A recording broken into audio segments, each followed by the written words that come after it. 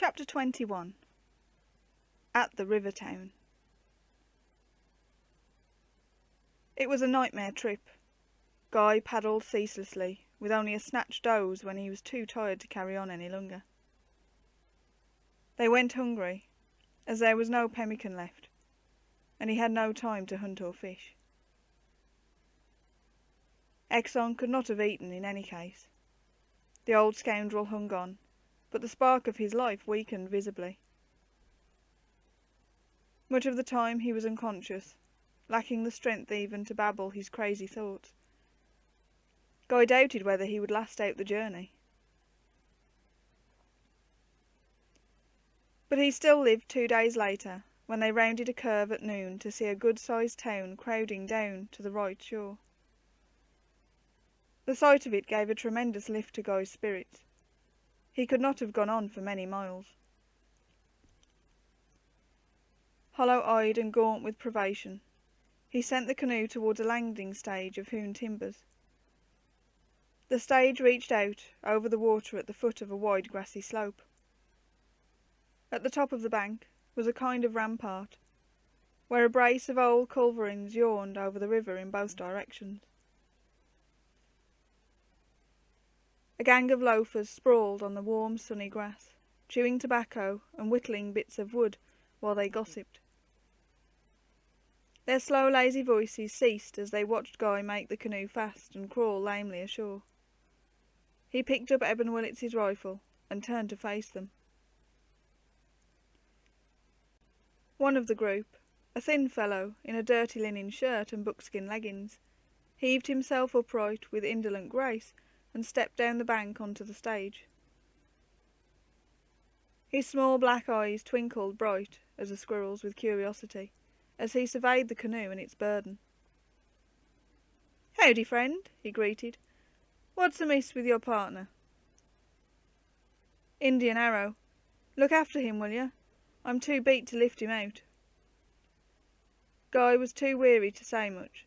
The stage rocked under his feet like the prison hold in the convict ship, and he thought it was afloat, until he saw the whole town was swaying up and down as well.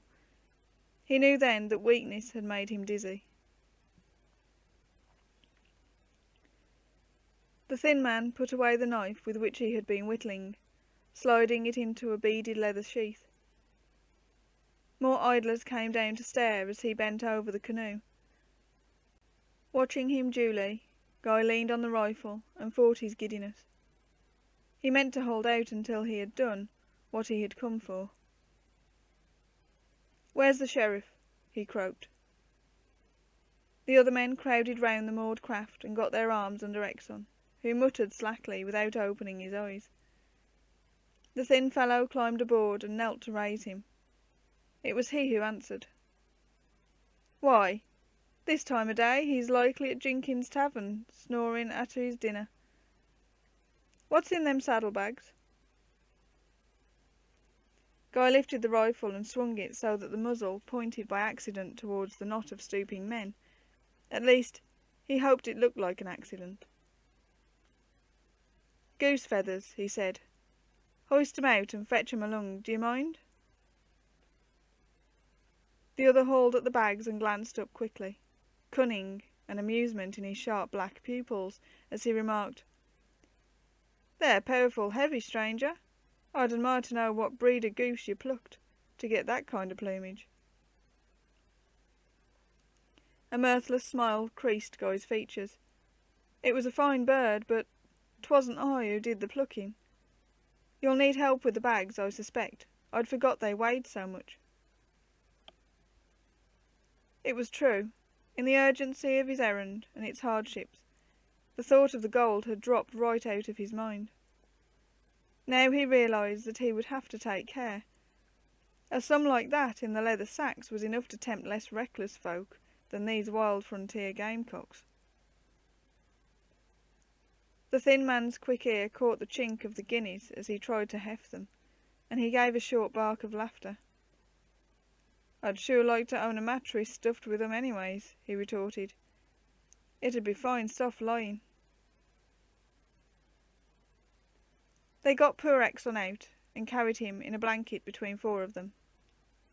The thin fellow divided the saddlebags with another, grunting under the load, and they made their way up the bank in an untidy crowd. Guy toiled behind, staggering in his walk, but keeping the rifle in the crook of his arm, where he could throw it up fast if he had to.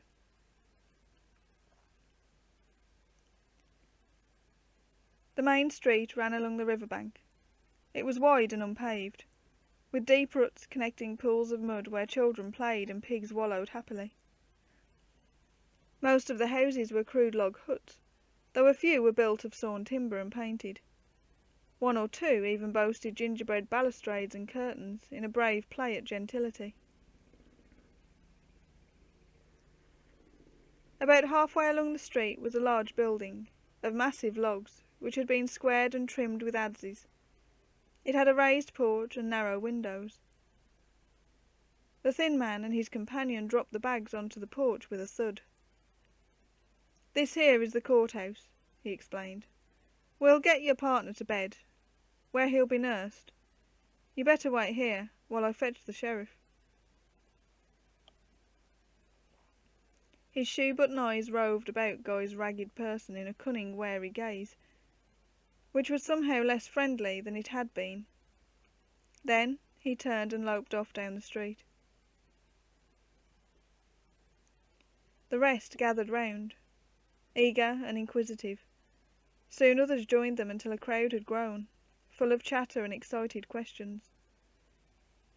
Guy was too tired to bother with answers. He sat dumbly on the porch, with the gold in front of him, and the lung gun across his lap. Exon was hauled off in his blanket, and taken into one of the houses.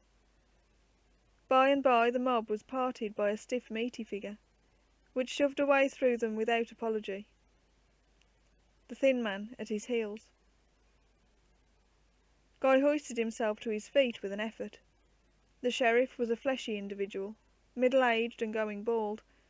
His face was still drugged and swollen with his interrupted nap, and there was an edgy rasp of temper in his voice. "What's this?" he grated, scowling. "Who are ye, sonny?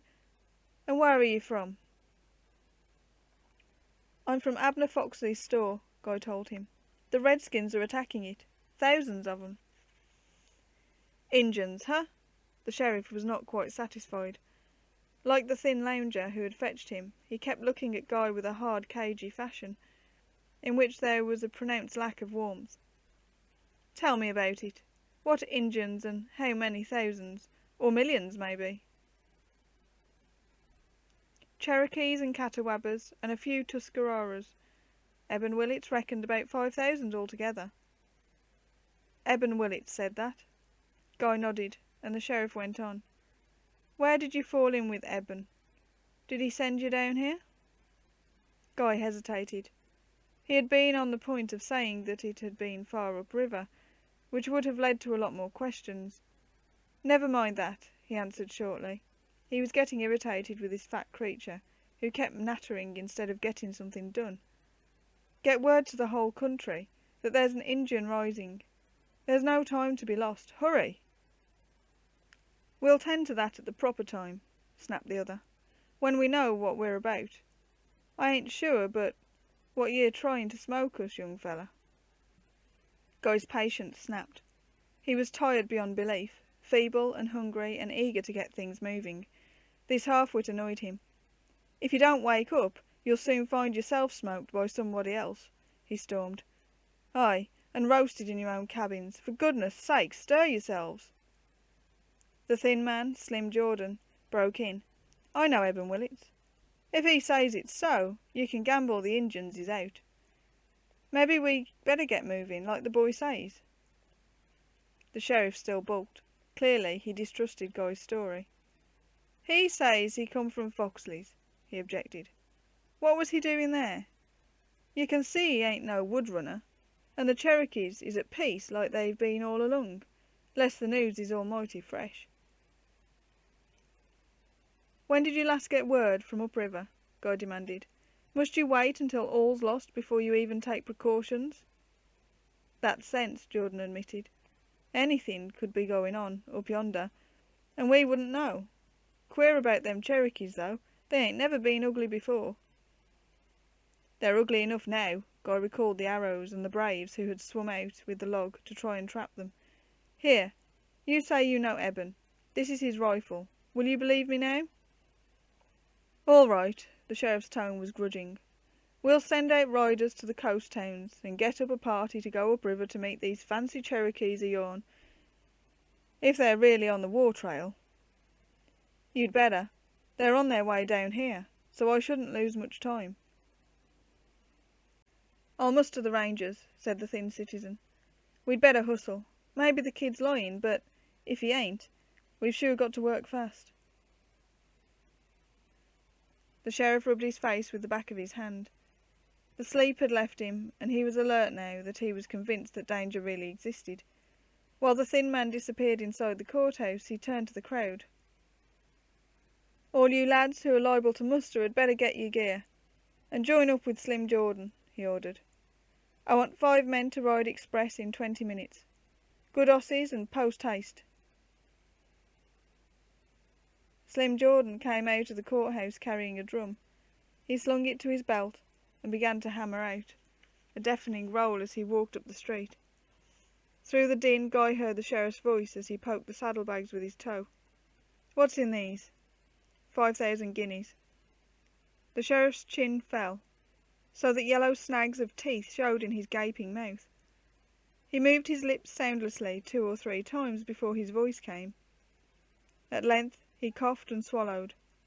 How much did you say? He said, in the awed accent with which sheriffs address ragged strangers on learning that they are rich. Guy told him again. Who did you say you was, son? The sheriff asked in a puzzled tone, with an eye on his tattered condition. All about the crowd were buzzing with this new sensation, which almost put the Indian's scare out of the running for the moment. I didn't, Guy said curtly. The money belongs to Mr. Gervase Holly, of Cypress Landing. I want a receipt for it.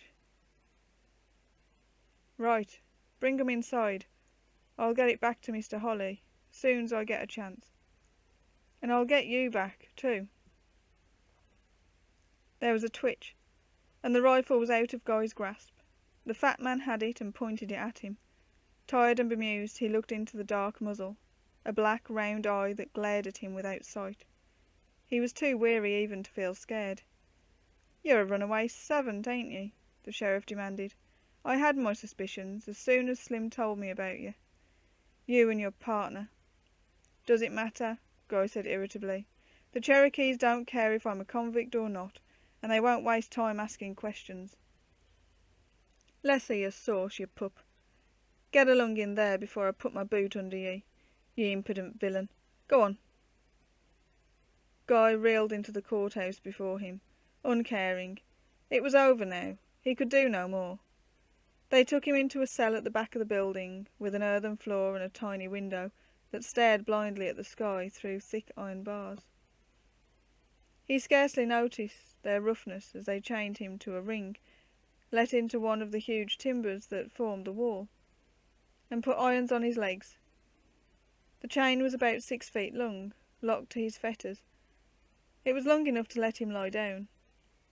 He was asleep before they left the cell.